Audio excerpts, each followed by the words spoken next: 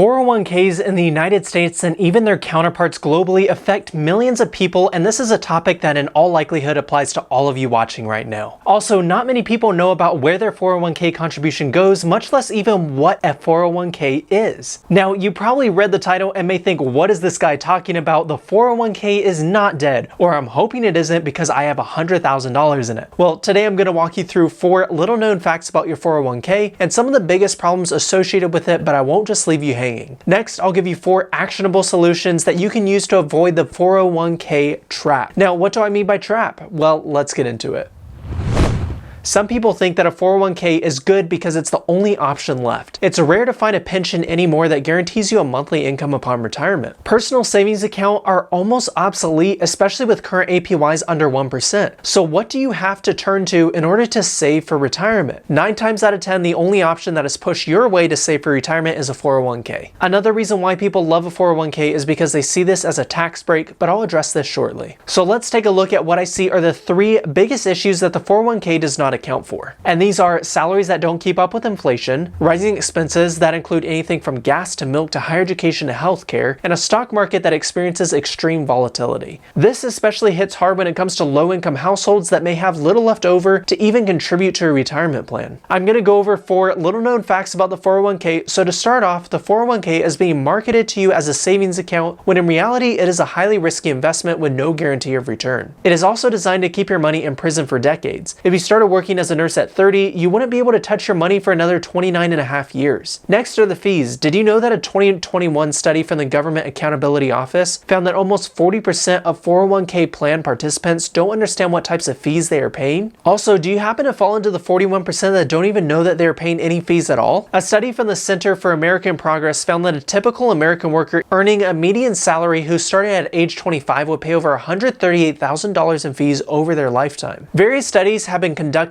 on average fees paid in a 401k, but most fall between 1 and 2.2% for median income earners. Obviously, this number can go up to almost 5% for the top income earners. Typically, the smaller the company, the more fees you pay, as this all depends on the size of your employer's 401k plan and the number of participants. Also, let's just say you're in an emergency and you need that money that's locked up in your 401k. In order to touch that money right now, you need to subtract fees, penalties, and taxes, which comes out to about 30%. But what if you're withdrawing your money once you hit retirement age? Well, you're getting taxed still, maybe at a lower rate, but you're still paying taxes. Now, the next problem with the 401k may surprise you. The founder of the 401k, Ted Benna, would literally blow up the entire system as it is today. Now, the 401k was originally created as a tax break for companies that let workers put cash away on the side, with an additional incentive of the workers getting extra money from their boss in the form of a match, as well as a tax break on their end as well. What you have to understand is that it was never meant to be a vehicle that would shoulder the burden of retirement. Well, obviously, this bribery, and that's what it was, of a match created a lot of tension in its inception. So you'd be going paycheck to paycheck with nothing left and going home to your spouse to tell them that, hey, my company is giving me X%, so I need to contribute X% as well. Well, in the 90s, nearly 30 million Americans had a Roth IRA and were enjoying rapid ascension in the market. I mean, literally back then, you could throw money at the market and you would get a nice return. Then the dot-com bubble burst, and Fidelity tracked the average 401k plan, and they found that they had lost 27%. What kind of, quote, stable retirement plan will be so susceptible to these kinds of wild swings to the downside in the market? So this leads us to our solutions. And the first problem we'll address is the lack of knowledge regarding 401ks. I mean, nearly half of you don't even know that you're paying fees in your 401k. So how do we solve this? Well, you need to educate yourself on the 401k. You need to learn why you're investing into this and what benefits or drawbacks does this retirement plan present for you in your unique situation. The second problem we'll address are fees. As we talked about earlier, these fees can take out a massive chunk of your profits over the lifetime of the account. So you're going to want to go to your HR department,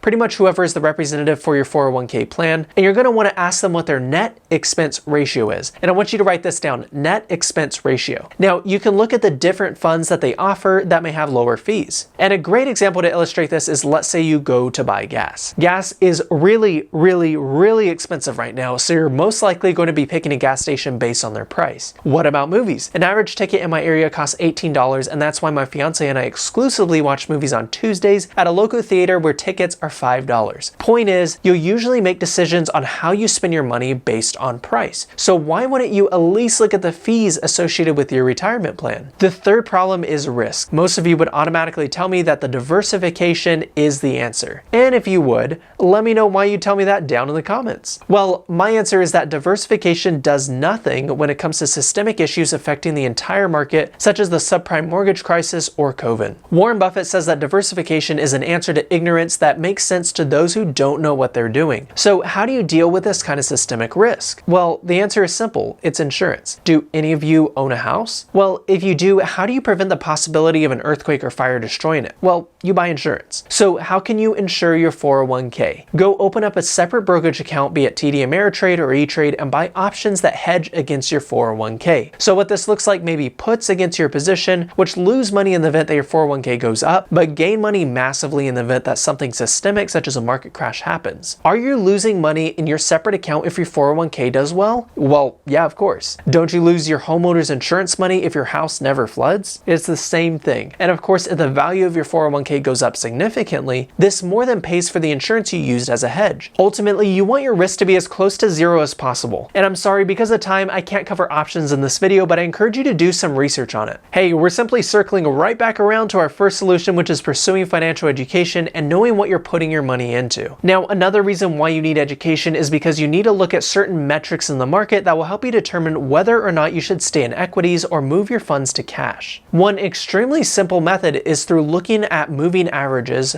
across certain funds. Now, your homework is to go and research moving averages. A very simple strategy that I use that helped me to avoid a major loss when COVID hit was to track the price of several indexes, and if they were moving above my moving average, then I would stay in equities. But if price broke below the moving average and started a downtrend, I would move my position into cash. And that only required very basic knowledge. So in summary, there are two ways to manage systemic risk, and that is through creating an insurance policy in the form of hedging and using certain metrics to determine whether to stay in equities or move to cash. So the fourth problem is that the 401k was never meant to be a vehicle that would fully subsidize your retirement. What?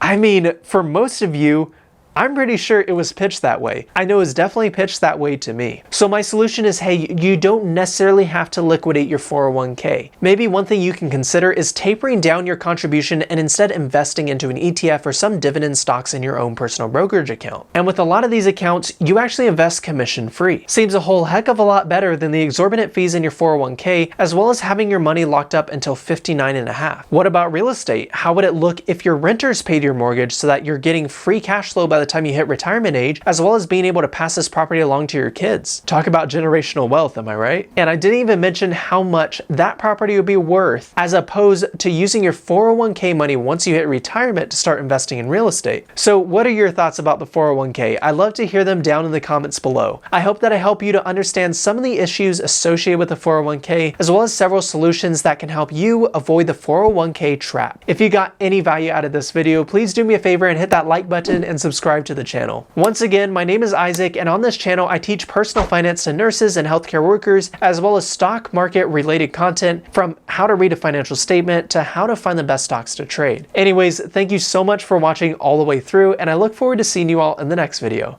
Peace.